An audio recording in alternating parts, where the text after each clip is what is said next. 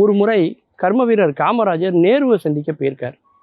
நம்முடைய தமிழகத்தினுடைய ஒரு சில திட்டங்களை நிறைவேற்றி கொடுக்கறதுக்காக அதை பற்றி பேசலான்னு போனப்போ நேரு அவர்கள் ரொம்ப கவலையாக உட்காந்துருக்கார்.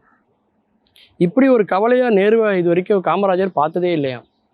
அப்போ எப்படிரா இப்படி கவலையோடு இருக்கிறவர்கிட்ட போய் நம்முடைய திட்டங்களை பற்றி பேசுறது அப்படின்னு ஒரு குழப்பத்தில் காமராஜர் இருந்திருக்கார்.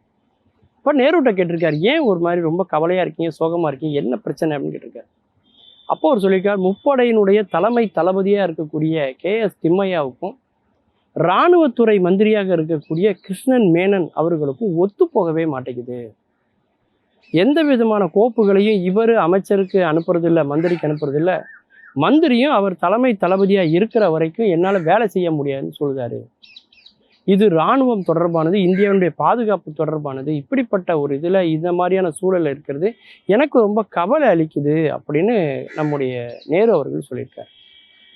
அப்போ காமராஜர் அவர்கிட்ட கேட்டிருக்கார், இந்த 2 பேரில் நீங்கள் யாரை வச்சிக்கணும்னு நினைக்கிறீங்க, யாரை கலட்டி விடணும்னு நினைக்கிறீங்கன்னு சொல்லுங்கன்னு இருக்காரு. அப்போ அவர் சொல்லியிருக்காரு, கிருஷ்ணன் மேனன் ஒரு மூத்த அரசியல்வாதி, அது மட்டும் இல்லாமல் எனக்கு ஒரு ஆசிரியராகவும் இருந்தவர். அதனால் அவரை நம்ம நீக்க முடியாது, திம்மையாவைத்தான் நம்ம ஓரங்கட்டணும் அப்படின்னு சொல்லியிருக்காரு.